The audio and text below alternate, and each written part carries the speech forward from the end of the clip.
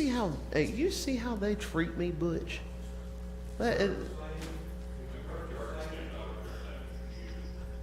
Exactly. I have not. And we're in chapter 6 of our book. We're moving right along in this study on encountering Jesus. And I hope you've been enjoying this. I know I have. I've been enjoying this study a lot. It's been very good for me, especially since now we are going through the I am statements on Sunday nights. It's given me a little bit more help in preparing for those lessons as well, and understanding what Jesus did and how we can relationship with Jesus. The chapter tonight is on the idea die. Very short, sweet, and to the point.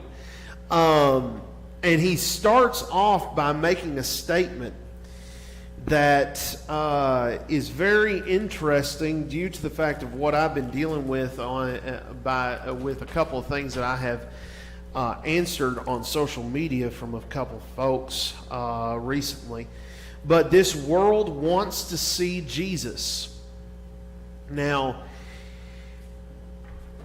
I want to bring this up that I have been getting these videos from these so-called preachers and pastors and watching how they interact with the text. On TikTok, if you don't know what the app does, you get either 15 seconds, 1 minute, or 3 minutes to make a video. And if you have over a certain amount of followers, you can actually make a longer post, but the average amount of time is 1.5 minutes to 3 minutes long. That's the normal average amount of time, especially for the religious posts.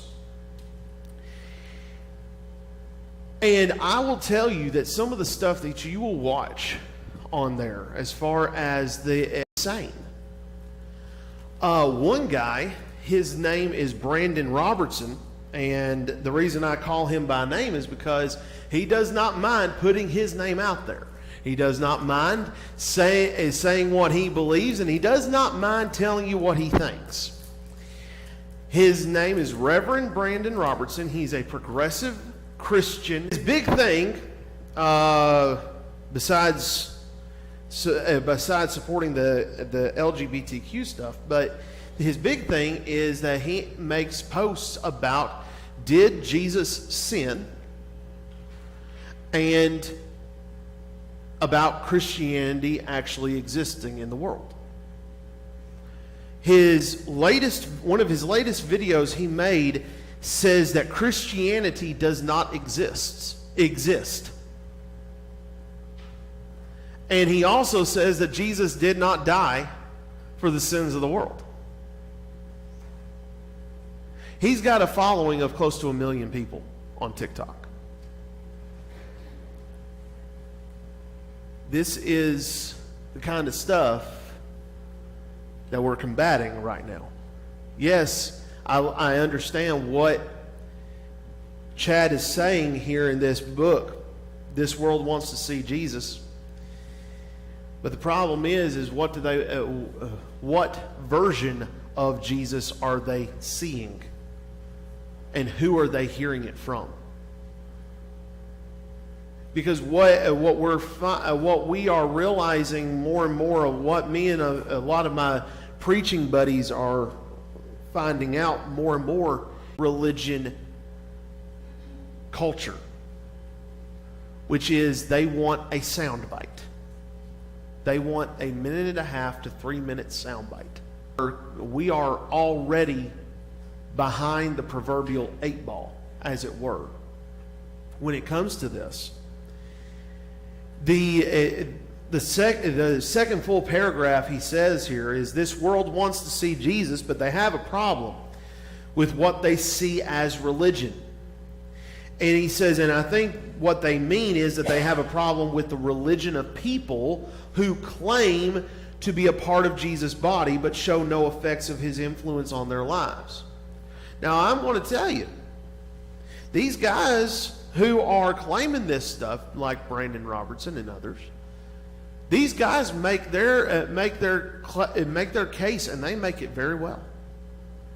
They make their case very well, and they make it sound good. Yeah. And here's the proverbial issue that, and this might not be true. I pray it's not true for everybody within the body of Christ. I hope it's not. But what they see from a lot of people who claim to be Christians is they only, as he will point out, they only see people who are Christian in name only. They only see the people in their lives who claim to be Christian but don't live it at all. They say we're a Christ follower, but do they actually live it? Do they actually profess their belief to people? What we cannot see, we want to know what that means. We are innately aware of the things that, we feel as though we don't have control over, so we want to know how we can come to understand that stuff. And there's a lot of people in the world who are ready to fill that gap. Atheism is Christian nationalism is becoming very, very widespread. And if you don't know what Christian nationalism is, it's just you glorify the nation as God instead of God. You put that the nation that you live in is almost on the same level as God himself. That the Constitution is almost like a religious guidebook. There's a lot of people who treat the Constitution and the Declaration of Independence and any document that comes from America as those are almost inerrant, just like the Bible is. And that's a very big problem, a very big problem that we're running into. But here's the thing is that he says, will we show them that it's perfectly acceptable in Christianity to profess belief and trust in Jesus while giving no real part of our lives? Or will our lives show the world Jesus? One of the big things that we are needing to understand about our lives as Christians, and that is one reason why we're going through the I am statements right now on Sunday nights, is because we need to understand why Jesus does the things that he does and why he did the things that he did. Things that we must act upon in our own lives as Christians. And one of the big things is the fact that Jesus died for us. That sometimes we live as if we forgot that fact. We live as if, well, I can do what I want. Or we take for granted what Jesus did. We might take for granted more often than we forget that I can do what I want and I don't have to worry about it because I'll be forgiven. Yeah, okay. But at some point, we will end up like the churches who had their candlestick removed. Because God is only going to put up with stuff so long. He's only going to put up with it so long. And then if we just continuously sin and if we do not ask for forgiveness ever, then there's no point in this life. Because we have been told that we have to do something in order to. It's page 46. He says this. Along the way, he essentially told us to do the same thing. He had said that he was going to be killed, that he was going to die, he was going to rise again on the third day. So then in Mark 8:34 through 38, he essentially tells us that we have to do the same thing. When he had called the people to himself with his disciples also, he said to them, "Whoever desires to come after me, let him deny himself and take up his cross and follow me. For whoever desires to save his life loses his own soul. Or what will a man give in exchange for the holy angels?" There's a couple of things to pinpoint in this, which is we have to deny what we desire, and we put into the forefront of our minds what God wants and what God desires of us. So we're told this, that we have to follow them, and these are very difficult to wrap our minds around. And why do you think it's hard for, especially, I'm going to bring it back home to us here in America. Why do you think it is so difficult for us as Americans to wrap our minds around the fact that we have to deny ourselves, take up a cross, and follow Jesus? Why do you think it's so difficult for us in America to wrap our minds around that?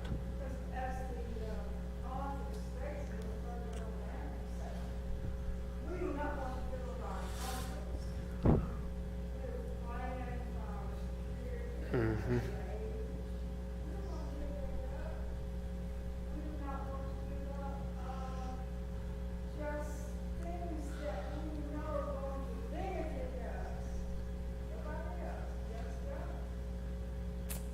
Bit more of an example of this, maybe help y'all have a little bit more of an understanding of what this should look like. Okay, you go to a foreign country, and this story actually that I'm about to tell you is a true story. It comes from a guy who went over a mission trip with a couple of people he met in Bible college at Harding University. Well, ended up that this is the first time he had ever gone to a country and seen that and done anything. And so the missionary said, "Hey, there's going to be a couple of guys coming tomorrow. They are on their way to get baptized. They live roughly about 2 hours away. They have to walk because he said, I'm ready to meet them." And when they get there the following morning, when the guys come up the driveway of the church building, the guys have 2 knapsacks, and a backpack, and a box each. He said that was slightly odd. Missionary aside that has been there for the long time, and he said, "Why do they have all that stuff?" He said, "Because they just decided to move out because they knew that their parents were going to kick them out." And as soon as their parents realized what was happening, they told them that they no longer want to see them ever again, and that if they ever show up at their door, they will kill them on the spot. What are you willing to give up in exchange for a life with Jesus? Now that's a very, very extreme situation. but it tells of a greater truth, which is, what are we willing to do? What lengths are we willing to go to follow Jesus? Because at the end of the day,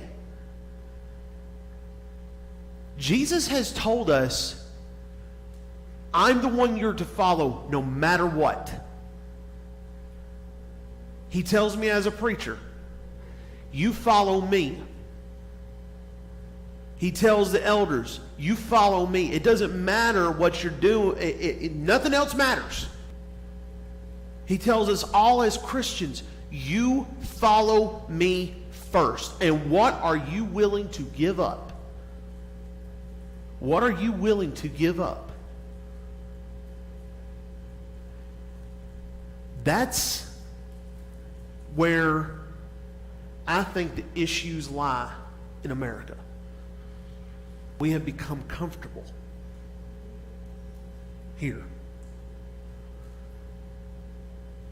And for good or for bad, for whatever, we become comfortably, as there's a song, old song, I don't even remember the title of the song, and I don't remember who sang it, but there's a song that I can only hear the two words. We have become comfortably numb. We have become comfortably numb to what goes on in this nation. Things aren't ever going to happen to us. War like is what's happening in Ukraine. That's not. Yeah.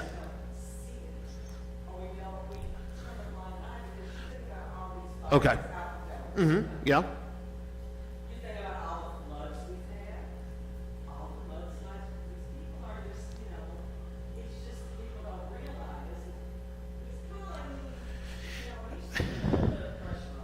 I would say this, even more pointed as well, is that you think about it, that I don't understand, and maybe somebody can explain this to me.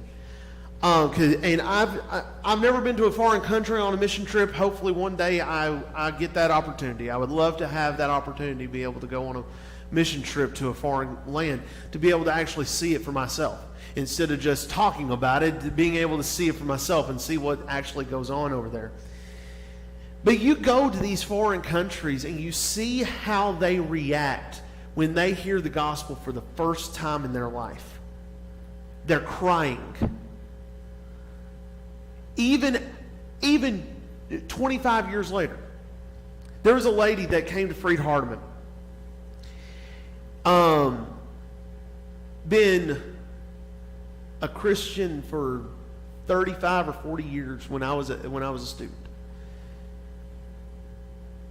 She came to lectureship. She was being recognized because she was, at the time, and we actually have a book in our library named after her called Roberta. This church actually supported her at one time. She was based in Haiti, and she was the director of the Sunshine School in Port-au-Prince, Haiti. She had been a Christian for 40 or so years, and she was being recognized for her years of service and her recognition for extended. It did not matter if the school was in the red or the black, she was sending a support check to Freed-Hardeman. It did not matter. Herself was a missionary. She saw that as something to do. Well, somebody asked her, we notice that whenever you hear the gospel preached, whenever you are sitting at the feet of people who are teaching the Bible, you start welling up. This for 35 years, 40 years, however long it was. Why is it that you still get like hearing it for the first time? That whenever she heard the gospel, it was like hearing it for the first time, because she remembered where she was in her life when she heard it, and if she did not hear it. I think sometimes And I don't necessarily know if this is the main objective of what Chad was trying to point out through this chapter, but I think sometimes we forget where we were in life when we came to a relationship with Jesus.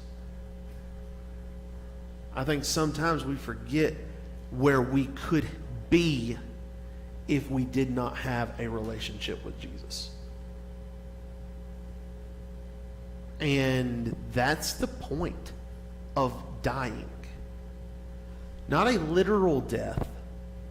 We all are going to die at some point. It's not a literal death, though. It's a death to sin. Putting to death the old person that we were, and putting on a new person in Christ. That's what the cross means. That's what it all meant. In reality,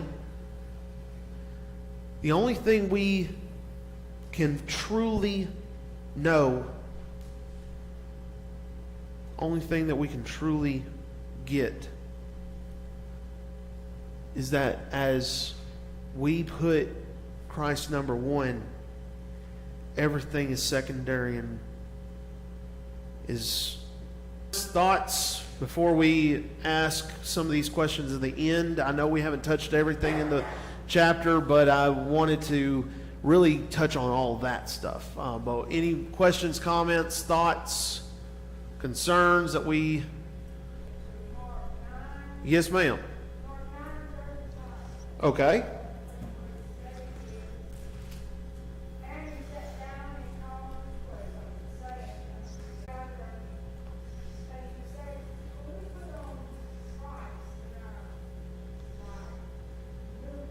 Mm-hmm.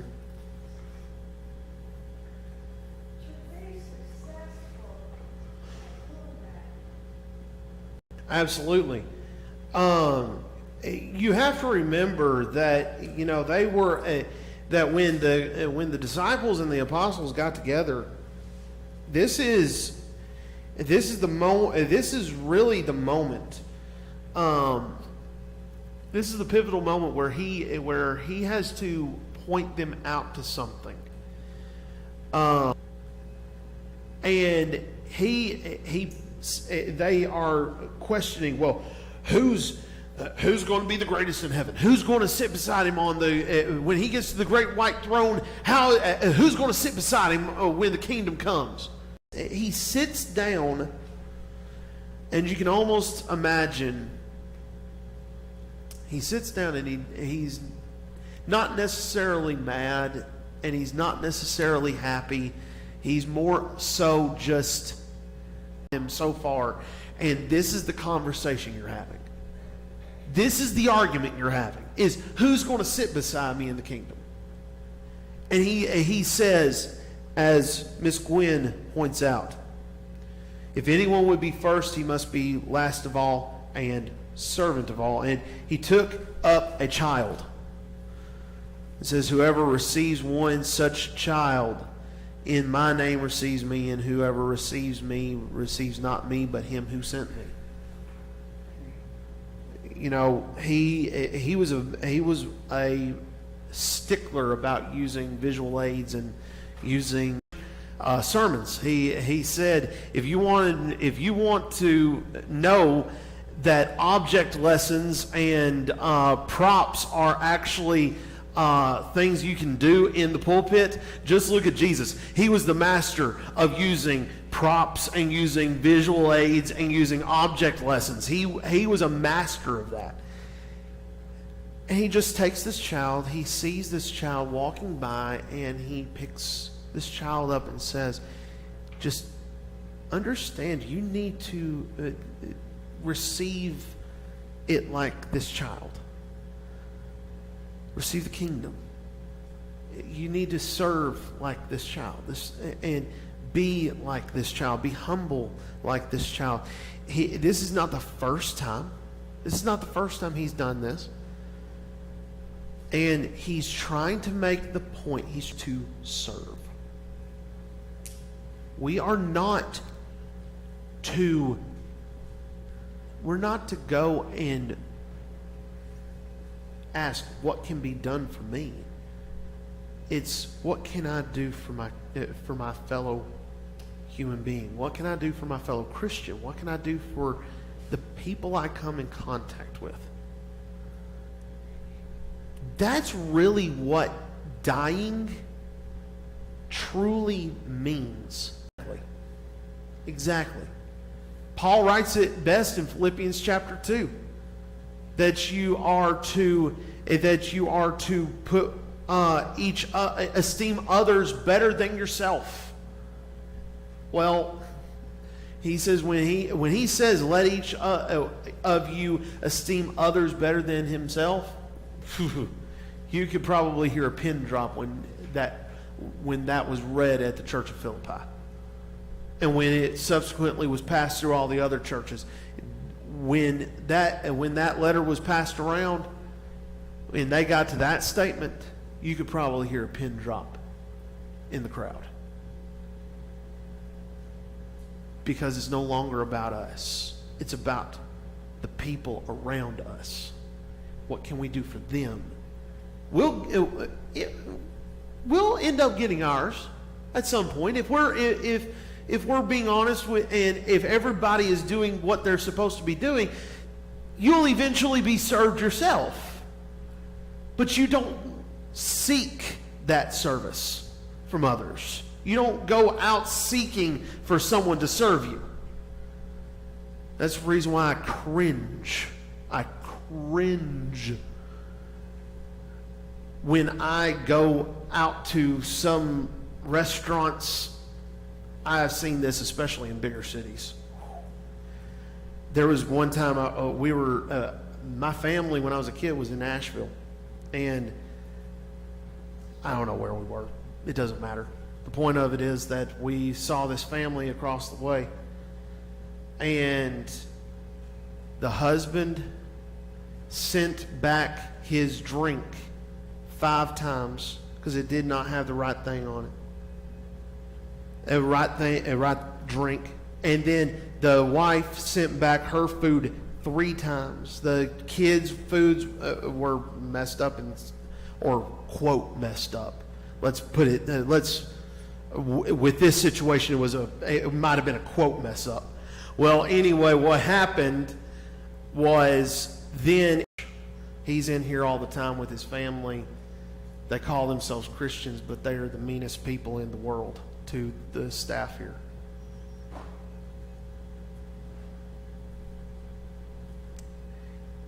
And then you see people who come in and who are nice to the staff, who are nice to the waiters, but guess what they remember?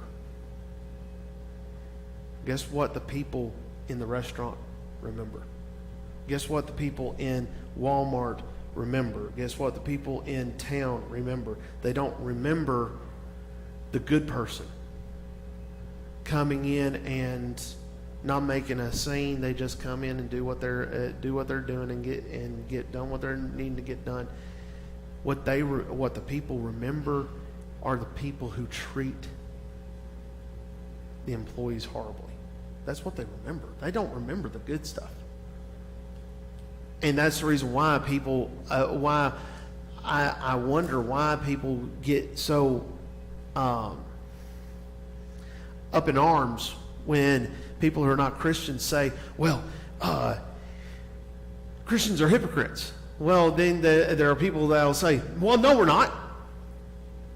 Well, for some people, the only thing they see are the people who claim to be Christians, and then they go out into the world and they're acting worse than any person that comes in off the street. That's the problem. We are to deny ourselves. We are to put to death that old person and live in a new life. Do that submitting to Jesus.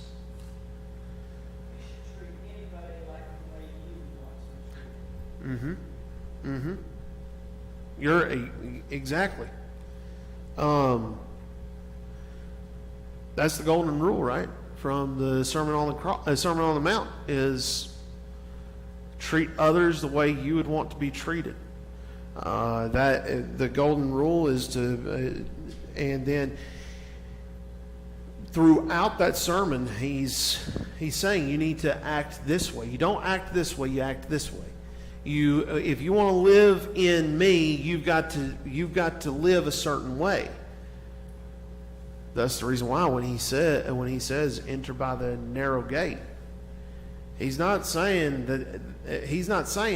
hey, that's the way to do it. That's just enter by the narrow gate. No, he's saying to enter by the narrow gate, you got to live this. You got to live this life. That's the reason why I like when Chad brings up Luke 9, and we brought it up last week, but Luke 9 when he's talking about are they denying themselves are they denying themselves and taking up their cross and following Jesus? Nope. Remember those remember those guys in that foreign country in Nicaragua or Brazil or wherever it was? They knew what was about to happen at home. So they just decided to take it upon themselves to go ahead and get their stuff and pack up and leave. And now those two boys are two men, and they are preachers and going from village to village to village, baptizing people, telling people about Jesus, telling them their story. I think sometimes we forget that it's more. There's more to it than just getting dunked in water and then just saying, "Okay, I'm a Christian now." Honest about Christianity in general. We need to understand that there's a sacrifice that's going to be made when you say, "I'm going to be a follower of Jesus." There is a sacrifice that is going to be, and when that is the case, I love how he ends this chapter. He says, "Where he is, there will his servants be." I want to read this to you. No doubt it's a hard path to follow if we are intent on tracing the steps of Jesus to Calvary, but it's a trail that leads to a bright and beautiful future. Sure, we die to ourselves like the grain of wheat, but that's what makes us fruitful Christians. We don't care much about our lives, our time, money, abilities, gifts, talents, etc. in this world, because we've got the viewpoint of eternity. We follow Jesus down the dark path to the cross, but we join him in God's presence once we've executed our wants, plans, and desires in this life. And we live a life in this world, but God honors that work because it brings glory to him. Finally, we can show this world, remember, they want to see Jesus, an accurate picture of life comes death. Ask yourself, what needs to die? And that's not just for non-Christians. That's for us as Christians. What needs to die for us to truly see? But a lot of the questions are actually more personal. They're pointed to being more personal, especially for the benefit of those watching online. Explain what people mean when they say they want to see Jesus but don't want any part of religion. Can someone be a part of Jesus without the religion that comes with him? When Jesus submitted himself to the suffering in his life, what was his motivation for it? And that's a question we can all answer. What are some of the teachings in the Gospels that test our allegiance to Jesus? when Jesus talked about the cross, what did it mean for him? How was our view of the cross that lesson mean for your life? And here's the personal questions.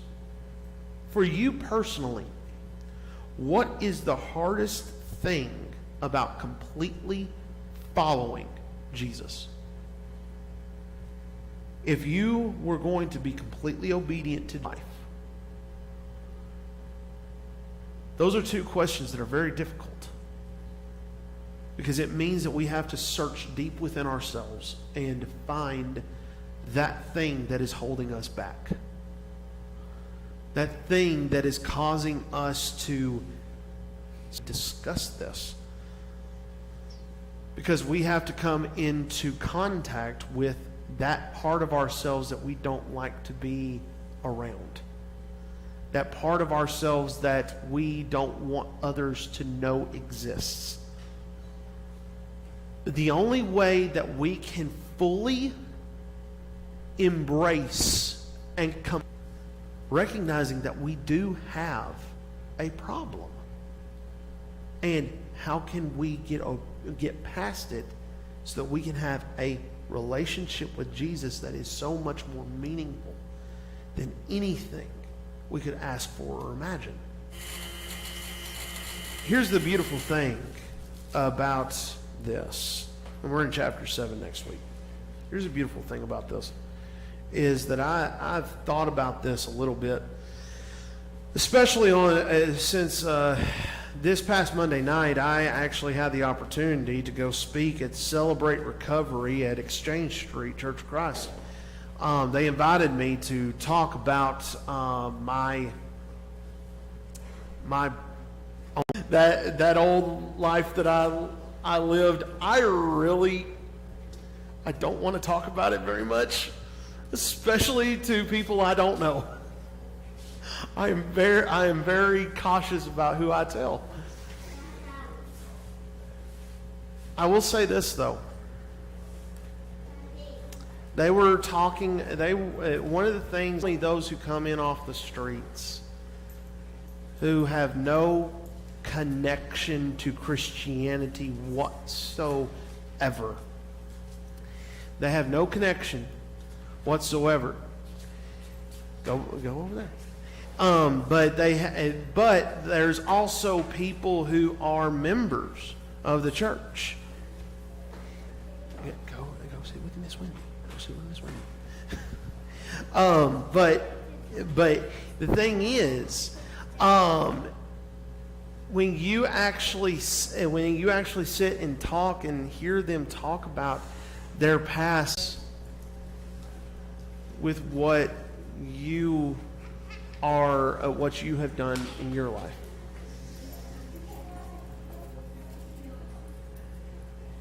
for so many, one of the biggest problems that causes them to not be able to encounter Jesus, as this book says, one of the biggest things that people run into is the problem where they are actually dealing with depression and mental health problems and issues connected to that. One of the big problems, one of the issues over the course of my life, especially in the 32 years that I've been on this earth, but especially within the last 20 years of me being a Christian, and it's crazy that I'm about to hit 20 years of being a Christian come January of next year. January 31st of next year, I will have been a Christian 20 years. But one of the big issues within the church that I have seen over the course of that time is the fact that we did not talk about depression and anxiety and mental health as an actual thing. For so many, and this is especially true for guys, for us guys, one of the big issues that took place as guys is that when we were growing up, what were we told? Grow up, suck it up, and move on, because you're a guy. You don't deal with depression. You don't cry. You don't show emotion. That is for girls. That is for women.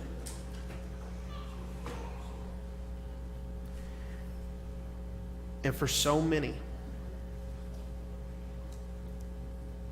it destroyed them from the inside because they bottled it up. They didn't go and ask for help or reach out for help because they thought it was not masculine. It was not what they were supposed to do, is to ask for help. The reason I bring this up in any capacity, and the reason I even talk about it, and the reason why I talk about it a lot with young people, and why I talk about it with people in the prison ministry, and why I bring it up tonight, is because I will tell you, coming from someone who suffers from depression and anxiety, I am a 20-year in the same 20 years that I have been a Christian, I have been suffering from depression and anxiety for the same 20 years.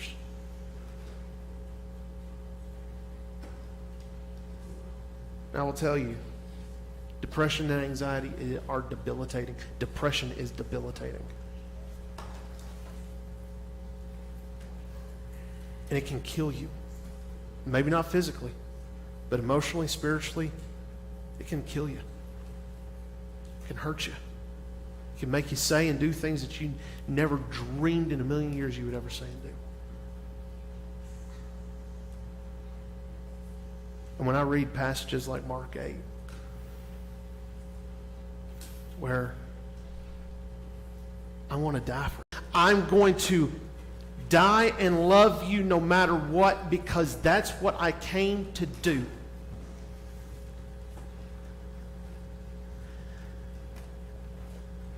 The title is Encounter Jesus, but when you're dealing with depression and anxiety, you're on this road going hand in hand with God. Then all of a sudden, and for those of you who have maybe never dealt with depression in any capacity, let me explain this, and give me just a minute to minute and a half to explain this. For those who have actually dealt with depression, you know what this feels like, but let me tell you. You're going down a road hand in hand with God, and then all of a sudden, it's like you are being yanked off the road. You're not being gradually nudged. It's a yank. And when you are yanked, you're not yanked into a little ravine with grass growing in it. You're yanked into a 25-foot embankment with rocks, jagged edges, all of the trash that could ever be around.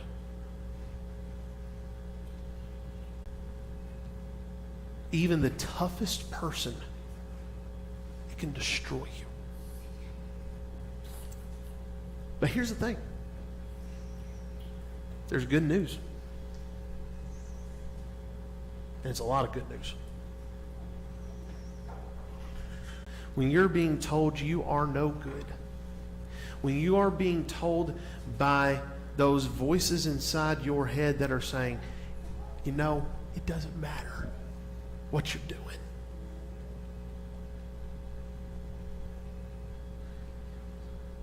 God is right there, willing to say, I'm here. Send me. Let me take this. And yes, that road has twists and turns. But you don't have to follow that road alone. Because now, come all you who are weary and heavy laden, and I will give you rest. Take my yoke upon you and learn of me, for I am meek and lowly in heart. You will find rest unto your souls. For my yoke is easy and my burden is light. He's saying, just here, take your backpack of baggage, Barry. Take it off, put it at my feet. Take up my burden, which is lighter than that. And let me take up that stuff. Because I can carry that. I want you to carry the light. That's the point.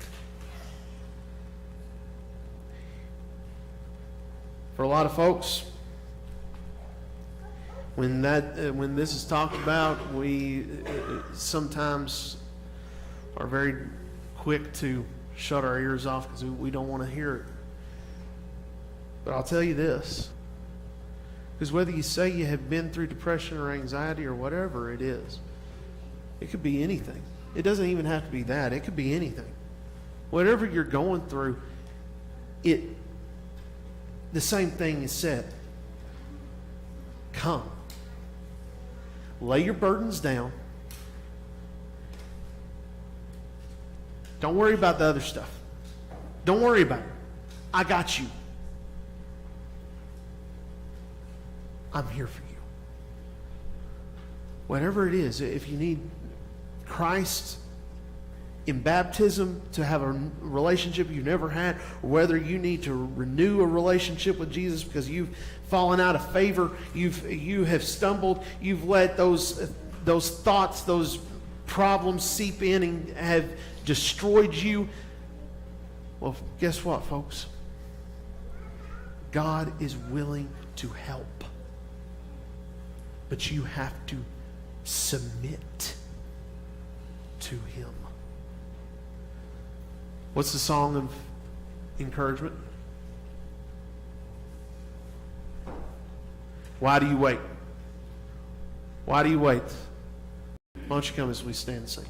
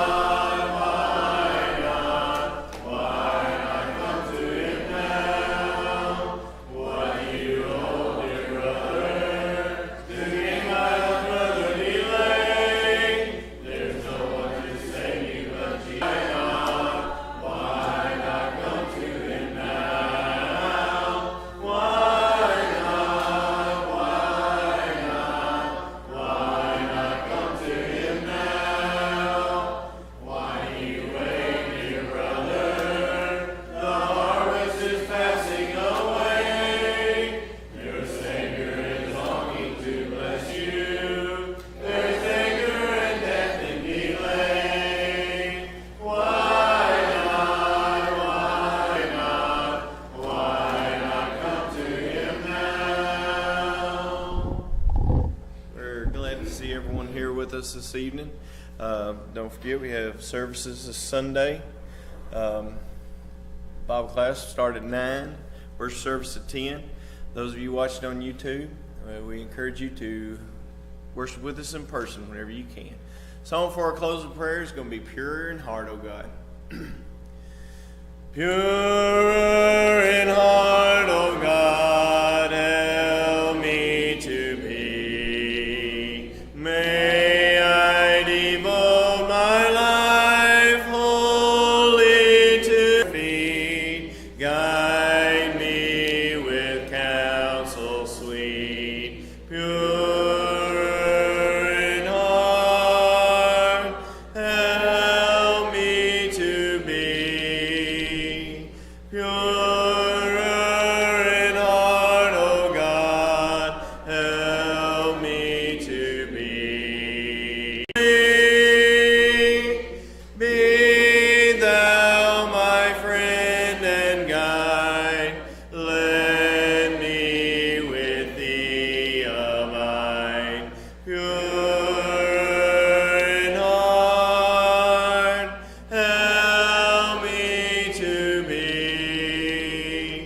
pure in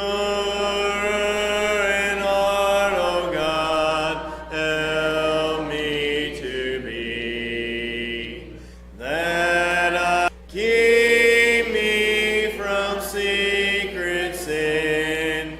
Reign thou my soul within, pure in heart, help me to be.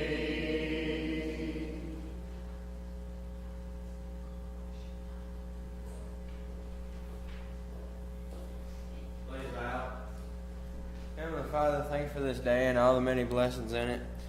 Thanks for allowing us to all be here tonight with one another.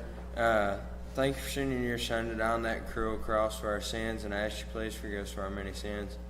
Please be with the men and women fighting overseas. Please be with them back to their most wanted health. Please be with those who have lost loved ones recently. I ask you to help them, be with them, and comfort them as only you can. I pray that what we have learned tonight, we can take it into our hearts and into our minds, we can teach it